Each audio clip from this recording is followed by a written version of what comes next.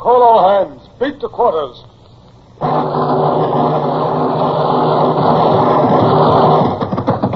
Now out the guns. Stand by the starboard battery. One broadside into it, if you please, Captain Bush. Pointers on target.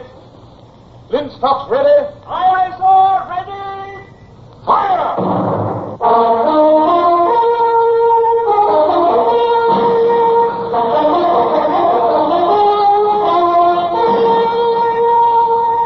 Presenting Michael Redgrave as C.S. Forrester's indomitable man of the sea, Horatio Hornblower.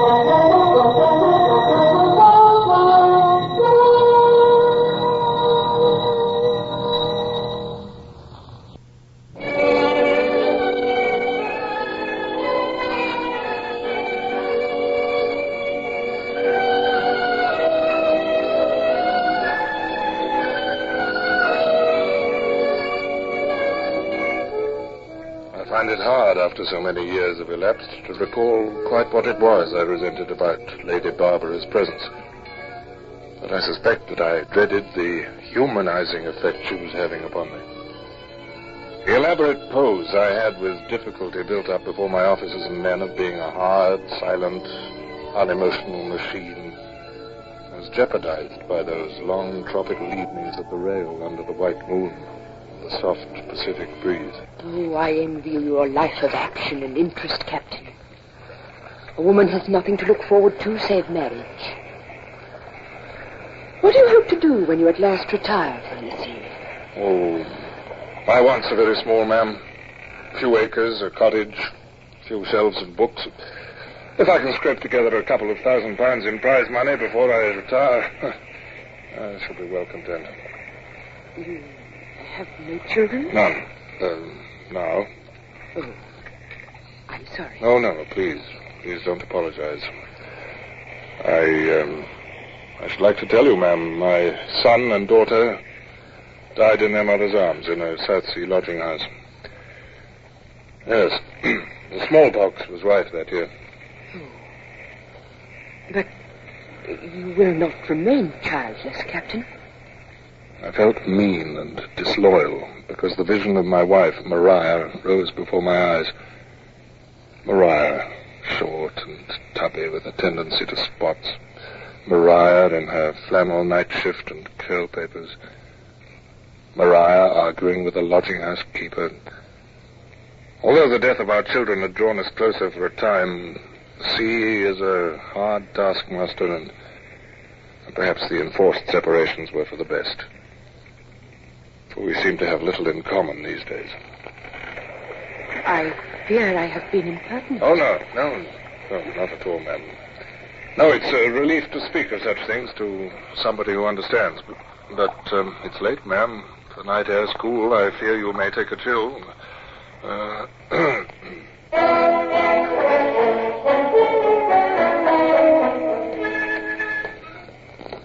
Morning, Mr. Bush. Oh, another fine morning. Good morning, sir. Beautiful weather, but no wind. Those men of mine are getting fat and lazy. There's too little for them to do. Well, they've earned a short rest, and there'll be plenty for them to do when we get down to the Horn. Already I've noticed the Southern Cross showing higher in the sky each night. Good morning, Lady Barbara. Good morning, Captain. Well, I trust you've slept well. Like a child, thank you. Good. What are those men watching on the lee side there? Oh, look. Did you see that? It's a fish of some kind. Yeah. There, that sort of blue-gray shadow. It's a shark, ma'am. They abound in these latitudes, and when there's no breeze, they follow a ship for the titbits from the galley. Look, there's another. Oh, horrible creatures. Did you never try a shark steak, your ladyship? Makes a pleasant change from salt pork and wee bit of biscuit. I prefer to take your word for it, Mr. Look, Bush. Mr. Bush, it occurs to me that if your hands are idle, we might give them something to do and show her ladyship some sport at the same time. Pass the word for Midshipman Savage, will you, and send the boatswain aft. Oh, what are you going to do, Captain? Catch a shark, ma'am. It'll amuse the hands, give them an addition to their diet, and provide a new experience for you. You want me, sir? Yes, Mr. Savage. Would you care to cast a hook and see if you can bring a shark aboard? Oh, rather, sir. Thank you, sir. I'll rig a line right away. Now then, boatswain, rig a tackle forward. If Mr. Savage hooks one, we'll pass the line to you and your men, and you can haul it aboard. Aye, sir. Thank you, sir. You will not bring it aboard here, I hope. I've met every kind of human shark at port and other places, but then I'm more used to dealing with that sort of shark. No, ma'am, no. The men will take it forward. Here's Savage with the line. Oh, what a dreadful-looking hook. And what's the length of chain for? Well, a shark's very powerful, your ladyship. You have to have a hook at least a foot long or it wouldn't hold. And we use several feet of chain before we bend the line on. If it was lined right to the hook, he'd just bite through it. A lump of pork, sir, for bait. Shall I lash it on, sir? Yes, with wire, not cord. Good. May I cast now, sir? Carry on, Mr. Savage. Look at the men, Lady Barbara. They're lining the rail as though it were a regatta. It's better than a holiday for them.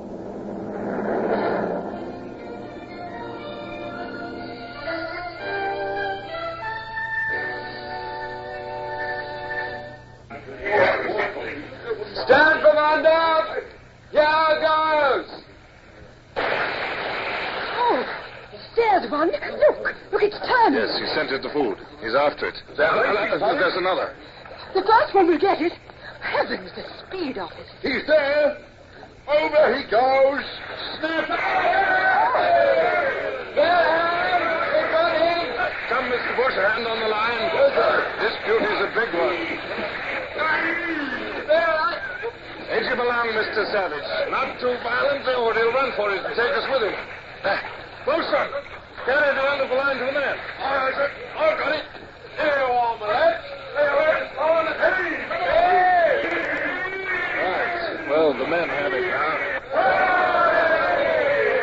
Ease him forward, my lads. Gently now. Play him. He's a big chap. Now you can see him, Lady Barbara. He's right abreast of us. Pleasant fellow, isn't he? Look at him fighting. Oh, it's a monster. He'll escape, Captain. Look at the way he darts sideways and twists. He must escape. Not he.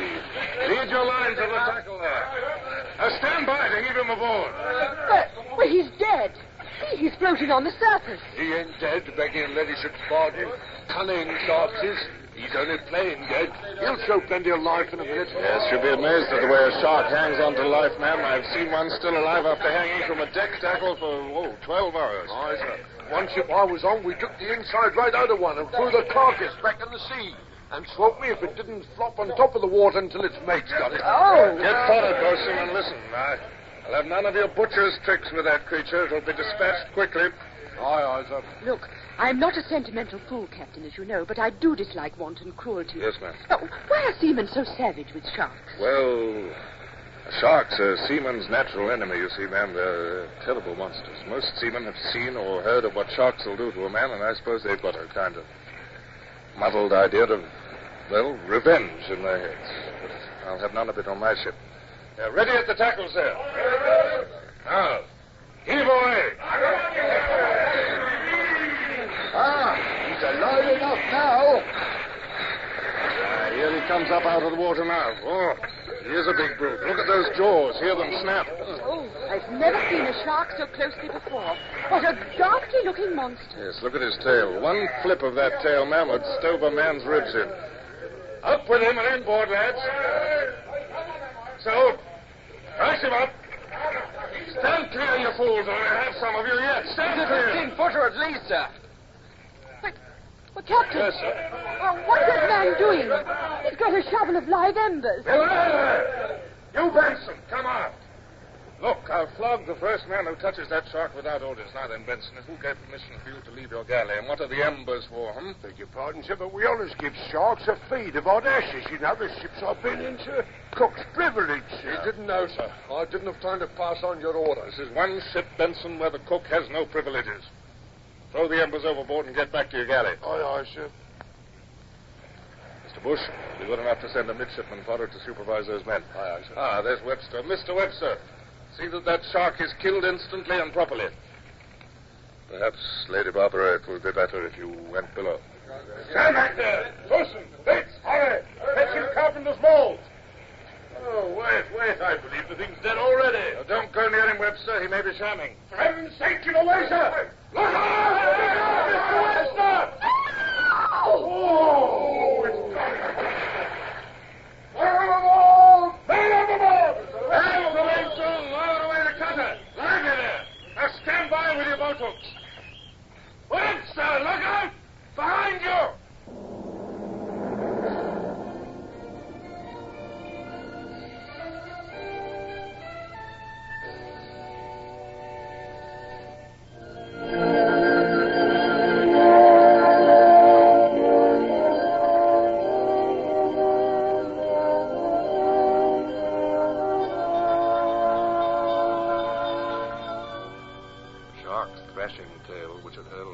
Overboard might have injured him so that he was unable to swim.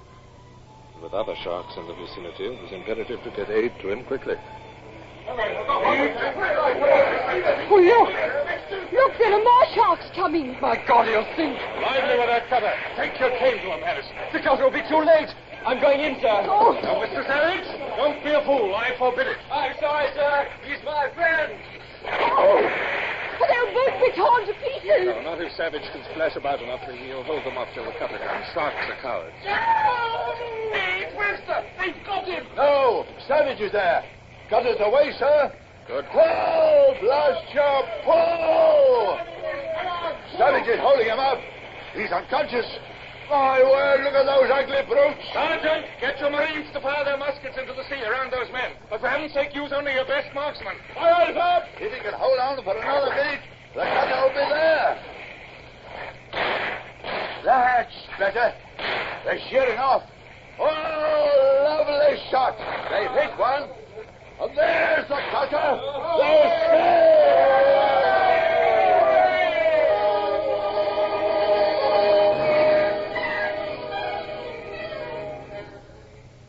Savage had been only just in time. The shark which had reached Webster had taken his left hand off as though with a razor. In another moment would have seen the young midshipman torn to pieces by the others. Yet discipline is discipline, and Savage had defied me. Mr. Savage, you will go below and change your clothes. Aye, sir. Afterwards, I'll have something to say to you about orders. Did you hear me forbid you to dive? Yes, sir, but... That will do. I'll have my orders obeyed on this ship. You may go below. Aye, sir. Captain, I know how important discipline is, but that boy was magnificent. I do hope you will not be too severe. I think, ma'am, you should go below also. Our shark is to be killed, and in view of what has happened, I shall also retire. There is a time to restrain men and a time to leave them alone. After that episode, there was no more shark fishing, and shipboard routine settled down into its normal monotony. Day after day, we ran south until the sun began to be hidden in grey clouds. Gales sprang up, and we ran before them down to wicked Cape Horn. But the west to east passage of the Horn gave us no trouble, and it seemed no time at all before we were round into the Atlantic and shaping our course for St. Helena, while the northern spring came down in the track of the sun to meet us.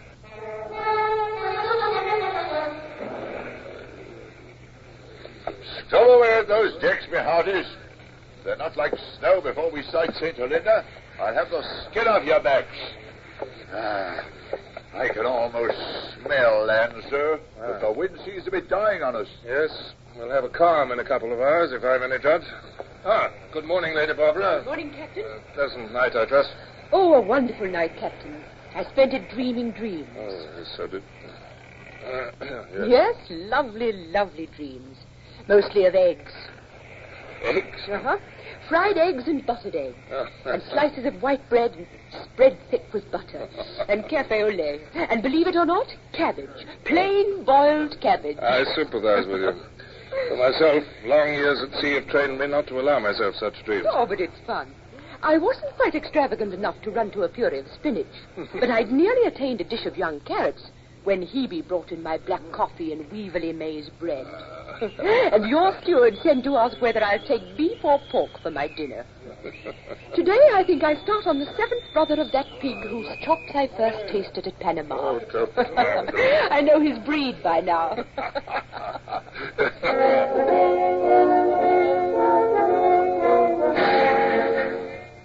Lady Barbara's healthy craving for food had the effect of banishing my tormenting passion, at least for that day. And so it was all the more of a shock to me when, in the half-light of the evening, a crisis leapt upon us. I had come into the main cabin at a time when I thought her on deck, and as I apologized for my intrusion, we stood cramped between the table and the locker, and my hand accidentally brushed her bare arm. Captain. Oh, I beg your pardon. Oh, my dear. Oh, my sweet. Hold me. Tighter. Oh, my own dear love. Barbara, my dear. I've dreamed of this. I, too. Kiss me again. Again. Never let me go.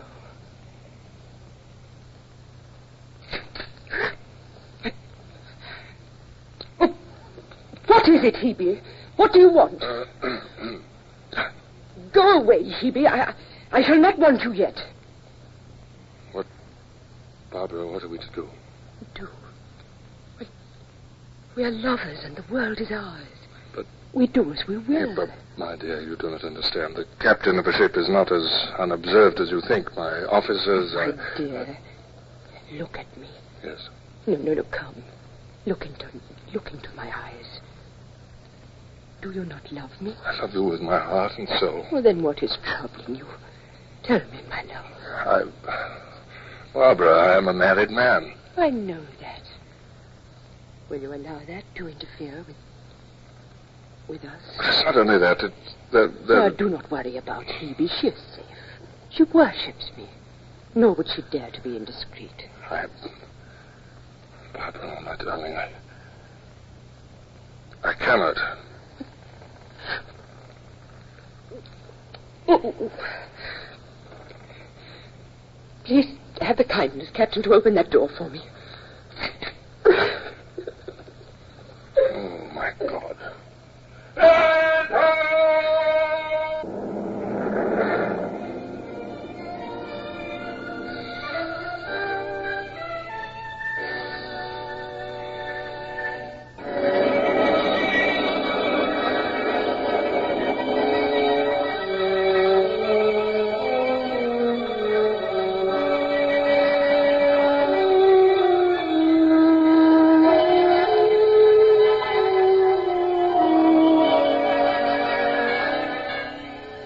Full of shipping, sir. Yes. Men of war and Indiamen.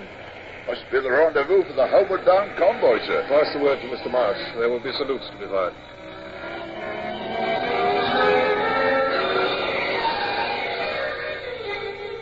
The misery of the next few hours is now mercifully blunted in my mind. There was much to do.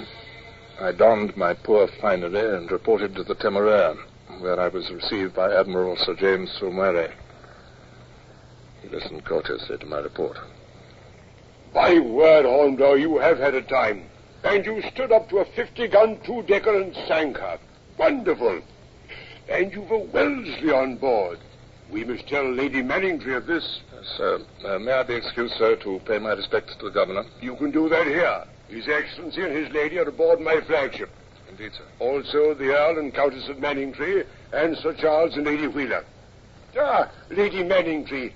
This is Captain Hornblower of the frigate Lydia. He's brought Lady Barbara Wellesley with him from Darien. And you've left her aboard that little ship?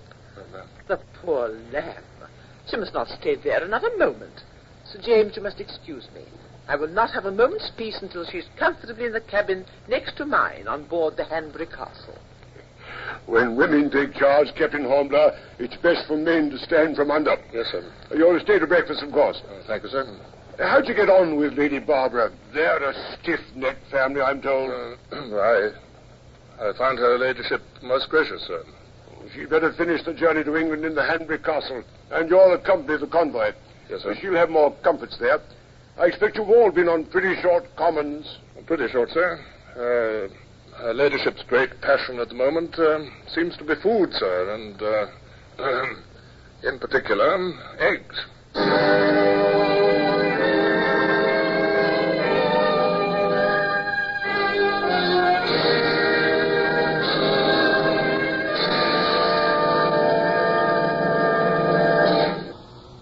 Horatio Hornblower, starring Michael Redgrave, is based on the novels by C.S. Forrester. Music composed and conducted by Sidney Torch. Produced by Harry Allen Towers.